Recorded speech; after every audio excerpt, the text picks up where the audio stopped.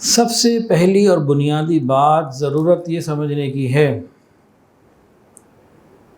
کہ قربانی شعائر اسلام میں سے ہے، قربانی اسلام کی نشانیوں میں سے ہے، یہ ایک عبادت ہے، عبادت کو عبادت کے طریقے پر ہی ادا کرنا چاہیے۔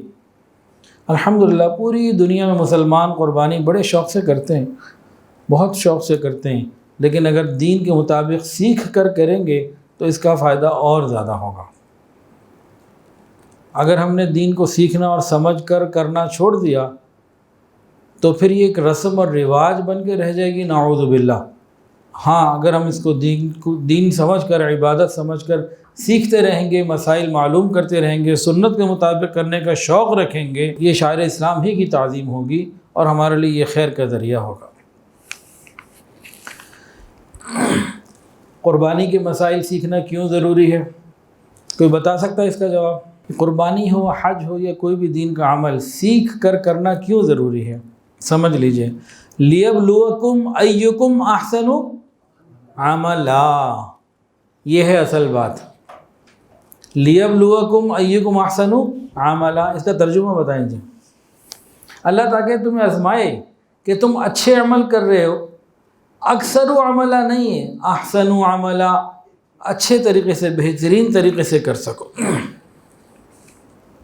اور قرآن مجید کے اندر آتا ہے فَأَمَّا مَنْ ثَقُلَتْ مَوَازِينُهُ فَهُوَ فِي عِيشَةٍ رَاضِيَةٍ، قیامت کے دن جس کے اعمال نامے میں اعمال وزنی ہو جائیں گے، نیکیاں، وہ کامیاب مزیدار زندگی میں ہوگا۔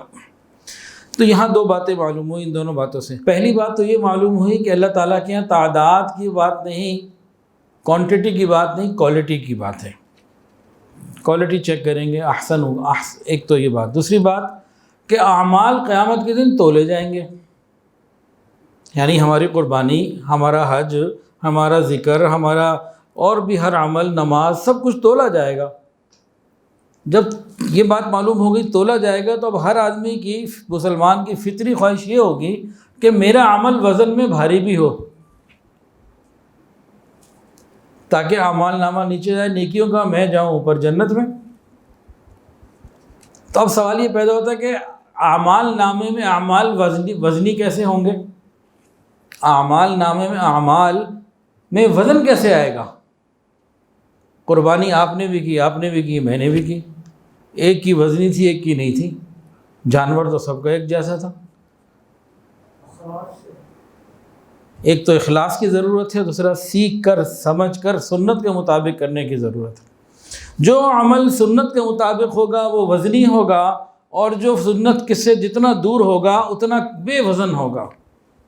اعمال میں وزن آتا ہے اتباع سنت سے، سنت کے مطابق قربانی کرنے سے، یا عشرہ ذو الحجہ سنت کے مطابق گزارنے سے اعمال میں وزنی ہوں گے، اعمال نامے میں، قیامت کے دن ترازو میں۔ اور جو بے سیکھے ہوں گے ان کا کوئی وزن نہیں ہوگا۔ تو جب ہم یہ چاہتے ہیں کہ ہمارے عمل وزنی ہوں تو ہمیں سنت کے مطابق کرنے ہوں گے۔ اب سنت کے مطابق کیسے کریں؟ وہ سیکھنا پڑے گا، اس کے لیے دین کا علم سیکھنا پڑے گا، پھر بات بنے گی۔ قربانی سے اللہ میں سکھانا کیا چاہتے ہیں؟ یہ سوال ہے جی، اس کے جواب دیں۔ اللہ تو خود کہہ رہے ہیں لَن يَنَالَ اللَّهَ لُحُومُهَا وَلَا دِمَاؤُهَا وَلَٰكِن يَنَالُهُ التَّقْوَىٰ مِنكُمْ، تمہارا یہ گوشت نہیں میرے پاس پہنچتا، نہ خون، تمہارے دل کا تقویٰ، تعلق، محبت، یہ چیزیں پہنچتی ہیں۔ لیکن ایک جواب سن لیجئے، اس سے نہ قربانی کا اور حج کا فلسفہ مکمل ذہن نشین ہو جائے گا انشاءاللہ۔ ہم ملت ابراہیمی ہیں۔ قربانی کا مقصد کیا ہے؟ حج کا مقصد کیا ہے؟ ملت ابراہیمی کو مزاج ابراہیمی سے روشناس کرانا۔ ملت ابراہیمی کو مزاج ابراہیمی سے روشناس کروانا، ملت ابراہیمی کو مزاج ابراہیمی کے بارے میں بتانا، سمجھانا کہ وہ کیا ہے مزاج ابراہیمی۔ مزاج ابراہیمی کیا ہے؟ اللہ رب العزت نے جب کہا بیٹا قربان کر دو تو بیٹا قربان کر دیا، آگ میں جلنے کی باری آئی تو آگ میں جلنے کے لیے تیار ہو گئے۔ فرمایا اللہ نے کہ اپنی بیوی کو، بچے کو چھوڑ دو ویرانے میں، آ جاؤ واپس چھوڑ کے، تو اس کے لیے تیار ہو گئے۔ مزاج ابراہیمی کیا ہے؟ اللہ کے ہر حکم کے سامنے سر جھکا دینا، یہ مزاج ابراہیمی ہے۔ اب کوئی شخص جانور کی قربانی تو بڑے شوق سے کرے اور نفسانی خواہشات کو قربان نہ کرے تو اس نے قربانی کے واجب سے تو جان چھوڑا لی لیکن حقیقت سے محروم رہا، جو اس کی روح تھی نا اس سے محروم رہا، ظاہر تک ہی رہا۔ یہ تو قربانی صرف جانور کی نہیں، ہمارا یہ مزاج بنے۔ اللہ اگر آپ نے ہم سے بھی کہا ہوتا بیٹے کو ذبح کرو تو اللہ ہم اس کے لیے تیار تھے، اور جب میں خود بیٹا ہوں اور جیسے بچے ہوتے ہیں تو میرے لیے ہوتا کہ باپ مجھے قربان کرے تو میں باپ کے حکم پہ، اللہ کے حکم پہ باپ کے نیچے چھری سے بھی تیار ہو جاتا۔ یہ جذبہ پیدا کرنا، اللہ ہم آپ کے ہر حکم کے سامنے سر جھکاتے ہیں، یہ جذبہ پیدا کرنا، مزاج ابراہیمی یہی ہے۔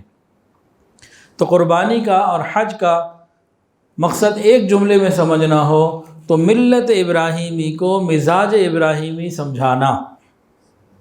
اور مزاج ابراہیمی کیا ہے؟